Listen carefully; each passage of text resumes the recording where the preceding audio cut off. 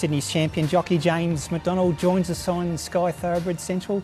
James, Happy New Year to you. You're back riding again and must be looking forward to the autumn because potentially you're riding the world's two best racehorses, SISTINA and Romantic Warrior. Yeah, very much looking forward to those two horses returning. Obviously, Romantic's up and going now, so he's got a busy schedule in the Middle East with three runs starting off next week and culminating in the Dubai World Cup meeting.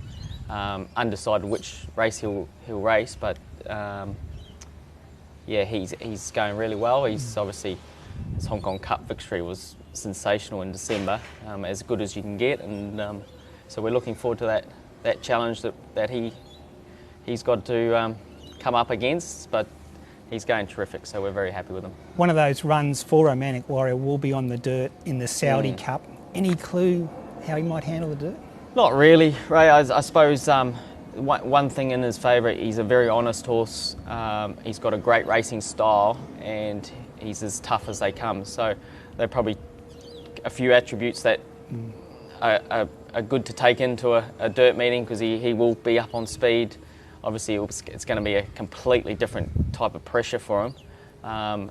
And to take on some of the world's best dirt horses, Breed Cup winner, we got the Dubai Cup winner from last year running in that race, so it's going to be no easy task, but it'll be an interesting challenge and a challenge we're looking forward to and to see where he lines up. But the two races in Dubai are going to be pretty much right up his alley, and he should be very hard to beat in those two. Yeah, they're both on turf. Fortunately for you, I understand that the scheduling enables you to ride both SISTINA in her autumn campaign and still get across the Middle East for Romantic Warrior. At this stage, SISTINA resumes in the Apollo Stakes? Yeah, as far as I know, she's coming up in tremendous order. They're just all raving about her, and she's really sparked into life. I actually seen her there this morning, and she looks such a brute at the moment. She's really striding out, ears pricked. She's just loving life. So, and that's what she was like in the springtime as well. So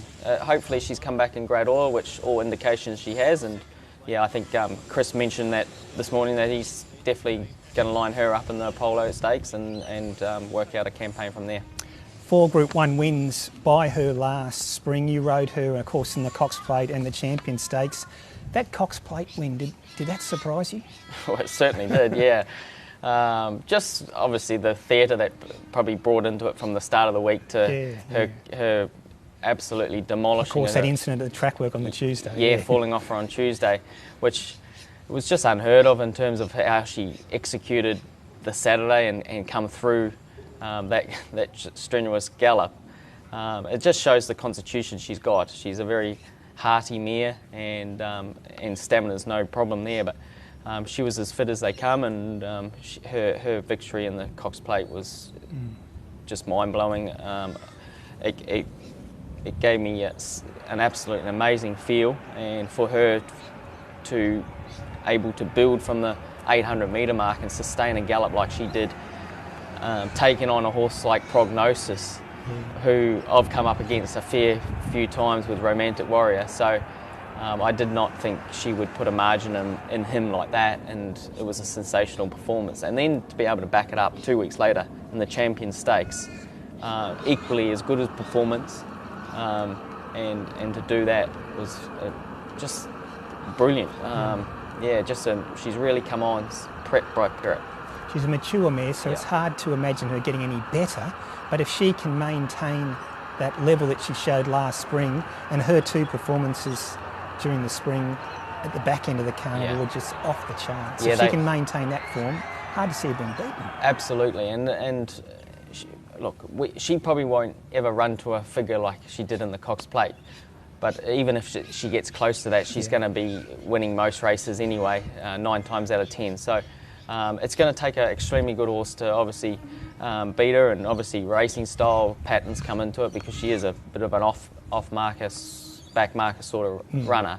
But all things being equal, she's going to be a force to be reckoned with in the autumn, and any given the tracks, not heavy, but any given the track suits her as well, like they can throw up in the autumn. So she's got pretty much all bases covered in terms of a mile and beyond, and yeah, we're really looking forward to showcasing her off in the autumn. And look, obviously there's unfinished business with that Queen Elizabeth, so let's hope she can win the race she deserves to win. Yeah, I agree with that. Fortunately for you, you don't have to make this decision anytime soon, maybe ever, but no. If Via Sistina and Romantic Warrior were to clash at weight for age over 2,000 metres, who does James McDonald ride? Well, that's a good question, a question I don't want to really answer, because it has been thrown up before. So look, they're equally as good. They're both sensational racehorses, and to be riding arguably the two best turf horses in the world is something special, especially at the same time. It's incredible, and for them not to clash, it saves me a huge headache. It does, yeah. One of those days that you'll have to be over in the Middle East is day one of the championships at Royal Randwick. Is that just the nature of modern racing now, that unfortunately you can't be in two places at once? Yeah, for sure, and obviously sacrifices come at that, and you have to make decisions, but we're still working out the logistics of that.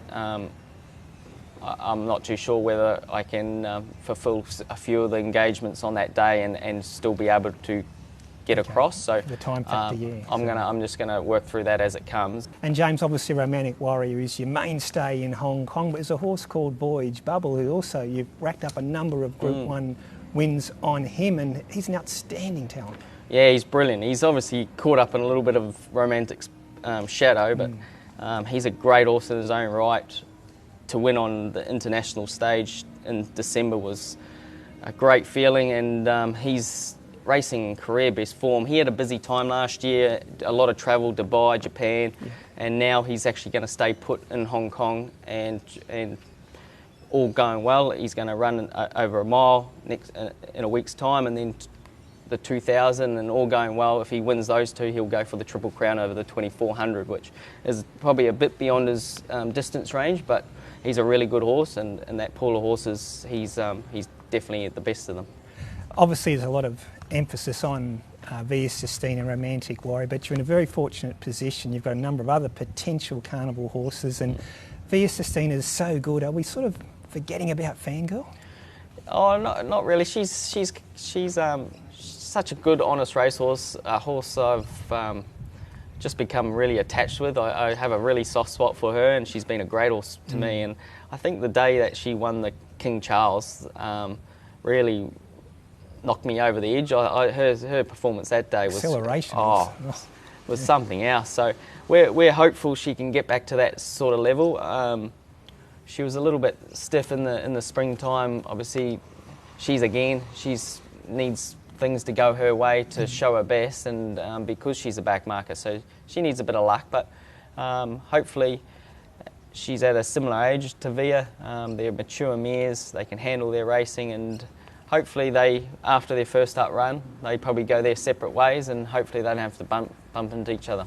What about a mare like a Tissue? I guess she's sort of always in the background, I guess, but behind the Fangirls and the Via Sistinas, but she bobs up every prep. She often wins a Group 1 as she did last spring. Can you see yourself getting any opportunity of riding her? Well, she should have won two, to be fair, but she's bumped into Via on the last day of on the carnival. So that's sort of her wheelhouse. A mile, week back up 2,000 or 2,000 back to a mile. She's as tough as they come, that mare.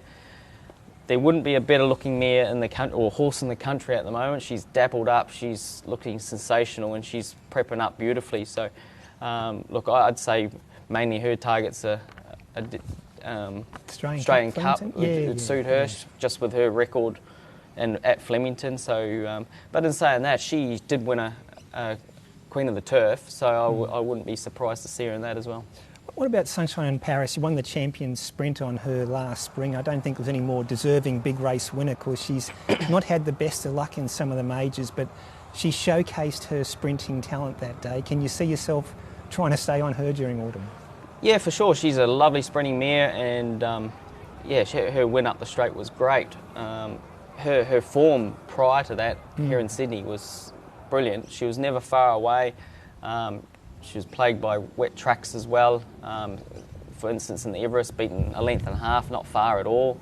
So she's right up with the best of them, and look, I'm not too sure what kind of path Annabelle and Rob takes with her just yet, but yeah, I'd be definitely looking to stay on her for sure, going to the major sprint races around the traps. And where does Jolly Star fit in? Again, a mare who began the spring brilliantly, probably didn't have things go her way, particularly in the Everest. Yeah. Can we see her bounce back and be a real force come autumn? Oh, for sure. And she's an immature mare at the moment that's obviously getting better with age, and a lovely Zoo Star who will keep improving. So,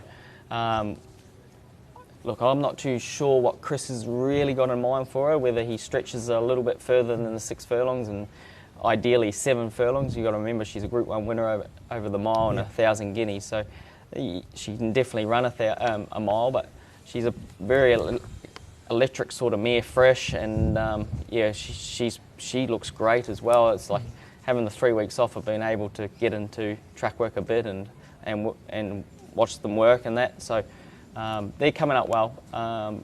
What races, I'm not too sure. But could she be your 2025 version of Zougotcha 12 months ago? Without doubt. Yeah. You've probably hit the nail on the head, yeah. Yeah.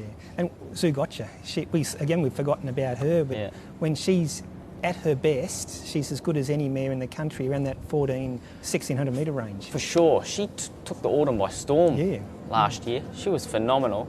I think she won 2 Group 1s from memory, and really prestigious races over the autumn. So look for her to be back to her best. She had a bit of a lull in the springtime, but as we've seen her bounce out of those lulls before, she didn't definitely do it. But I think Jolly Star is the next one, the next wave coming through, because she's at the right age now. She's 4. She's just a beautiful big mare, and I'd expect big things from her for sure.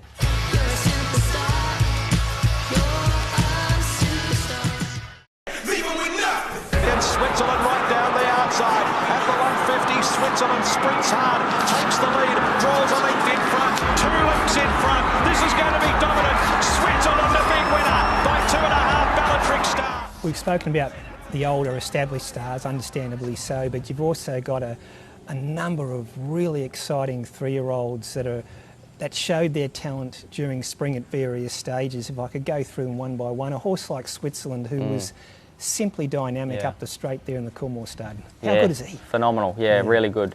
He's a really sleeper at the moment. He does everything so easily. Look, everyone had high hopes for him as a 2-year-old, and he was fantastic, and he runs 6th in this Golden Slipper, but come out of it with problems, and those problems, those problems have been rectified. They've cleaned up, and he was sensational in a Coolmore Stakes, arguably the best 3-year-old sprint race in the country. So we're looking forward to him coming back. He looks great. He'll trial on Thursday and kick his campaign off there. So I think from what I've had chats with Chris and the team, the Lightning Stakes is first up on his radar, and it looks a nice race for him, especially with Home Affairs doing a similar thing with him. So hopefully he's come back in great. There'll be no questions about him returning into his best form. He showed in the spring he's just brilliant up the straight, and long term I know Coolmore would love to get him to Royal Ascot. Is he the sort of horse who could measure up at Royal Ascot? For sure. He's got a great mind, really laid back attitude. So basically the world's his oyster really, because he's an unfurnished sort of 3-year-old. He's a boy. He's gonna keep developing. He should get stronger and stronger, and we should see the best of him definitely improving throughout a campaign in the autumn. And again, he's a horse that would really enjoy getting his toe in the ground. So if the weather turns for the worst, I think he won't mind it. I'm liking it today, the weather. I know, it's like this all the time, Broadsiding, I've watched you win many Group 1s, and I think you took real satisfaction out of his Golden Rose win last spring. It was an outstanding training effort and brilliant ride. He was, I thought, very brave in that Cox Plate running third. Have we forgotten about how good Broadsiding is, James? No, he's been a sensational horse. What he did as a 2-year-old was phenomenal, especially his constitution to be able to keep going the way he did, and never miss a beat too. He was thriving by the end of it, and to come back and do what he did against the best 3-year-olds in the country in terms of the Golden Rose, which is a great race, tough race to win, and he did a really, really good job. Look, he never missed a task. From then on, you're talking Caulfield Guineas, Cox Plates, Champions Stakes. Like he never missed a beat. So he raced at the best of the best, and I'm sure he's a colt with great constitution. He's as strong as ever, and he'll come back in great order. I was actually speaking to James. He's likely to kick off in the Hobartville Stakes. Is he your Randwick Guineas mount at this early stage of the Autumn Carnival? Wow, for sure. He's one of the best. Yeah, ideal race for him. And same with the Rosehill Guineas. I'd say that'd be right up his alley as well. So he's definitely the likelihood there. Yeah, is there a lot of comparisons are made between Broadsiding's emergence so soon after Animo?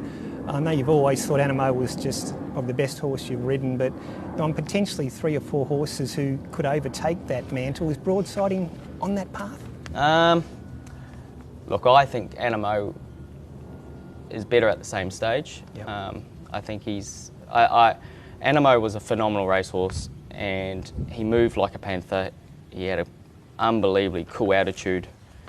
This horse has got a really alpha male attitude as well, but in terms of ability, I'd have to have Animo on top. Fair enough.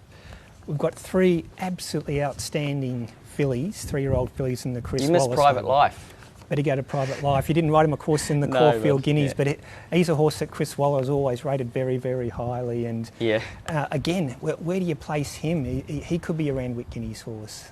Yeah, absolutely. Private Life, he was great, and I've had a bit to do with him over the last few weeks, and he's coming up tremendously well. He's obviously a sparring partner to Switzerland, so they've been doing a bit of work together, and I think he's not as sharp as a Switzerland, so he's not a Newmarket horse or a Lightning Stakes sort of horse, but a CF4 I think is probably likely in his wheelhouse, where I think Chris is likely to kick him off over 7 furlongs, and that 7 furlongs is going to be his real sweet spot. He's a talented colt. 3-year-olds have a great record in the Orr Stakes, so it makes sense, yeah. Chris Wallace's got 3 outstanding 3-year-old fillies. I don't know how you're going to separate these, James, but we'll go firstly, I'm talking Autumn Glow Lady, Shenandoah and AELIANA. We'll go firstly Autumn Go, 3 starts in her debut preparation last spring. Everyone saw how good she was. It was a shame what happened on Flight Stakes Eve, but she's had a little break now, and from all reports, she is back bigger and better than ever. Yeah, she is. She's really, really good. She was a brute of a filly anyway, and so she didn't really have to develop too much. She was really physically strong, most pure action horse you'll ever see in terms of she covers the ground really well. She's got great sustained speed, unbelievably strong mind to her. Nothing phases her, but she's going to be exciting to get back. She's a little bit behind the other 2, so I don't think they'll all clash at this point in time. I think Lady Shenandoah is the most forward of them first of the 3, and she's obviously trialling before the rest of them. So Autumn Glow, I think they're going to just take their time with her, because longevity is probably going to be the key with her. We'd love to see her race on and reach the heights that we think she can. I know Lady Shenandoah, I spoke to you when she was a 2-year-old, and you had a high opinion of her then, and she showed that when she won the Flight Stakes. And really interesting, Chris turned her straight away. Only had the 2 starts in spring, but she won the Flight Stakes by panels. How has she come back? Yeah, she's really good. She's been working nicely, and I think you'll see a bigger version of her. She was one filly that had plenty of furnishing to come, and what she was doing as a 2-year-old was basically just raw ability. She was unlucky. She struck 2 heavy tracks and got beaten her maiden, got beaten up in Queensland, then come back on 2 good tracks and won them both. Yeah, so it just shows she's a very talented filly on faster ground, moves extremely well, but physically she is one filly that has improved a lot. Yeah, she's one to watch. And AELIANA, who was in her debut preparation last spring and went from a maiden through to an unlucky Group 1 second in the 1,000 guineas. And did she surprise you at the rate of improvement she showed? She certainly did. She, from the Randwick start, we won on her. she just jumped out of the ground from then. AELIANA won the Carbine Cup, and that's been a really good race for Chris and his horses. FANGIRL went through it. I think even Kermadec went through that race. So it's been a great stepping stone, and she should have won 1,000 guineas. There's no two questions about that. If the race was run at Flemington, I would have said there would have been a margin in it. Yeah. But Caulfield really tripped her up, and she got going late. But she's a filly that we're excited about getting her over a little bit further than the mile. I think she's got that stamina in her to do that. So you should look for her to be a real classic binary stakes sort of filly. Yeah, she's a star. What about 2-year-olds? You've won a Golden Super on Moss Spun, I think 2014. You'd love to win the race again. I'll win it this year. Okay, is there a couple in the back of your mind that you like? There's a few. Obviously, I've been away a lot, so I haven't really had much to do with many 2-year-olds this preparation, but I've trialled a couple. I've been working a few, mainly through Chris's yard, and Wilton's one that's to keep an eye on. Fermoy and United States are probably three that have shown enough talent to be thrown into a picture like that. Obviously, they've got to make their debuts and race accordingly, but they're showing enough talent at the moment to suggest that they're up to sort of that quality of Saturday class racing. A little black book for those three. Just finally, James, you've been away from Sydney racing for a couple of months. You still lead the premiership. Is it a goal of yours to retain that title this season? Yep, for sure. Always a goal to do the best I can, ride as many winners as possible. And I think this time last year we come back from Hong Kong 10 behind, so we're well on schedule to try and maintain that record. But yeah, it's definitely a goal of mine. I enjoy chasing it. It gives me something to really aim up at and focus on, and focus on the Wednesdays and Friday nights as well as the Saturdays. So it's a really good tool that I use as a motivation. Obviously, Damien Oliver's Group 1 record, you're on record as saying you want to try and break that.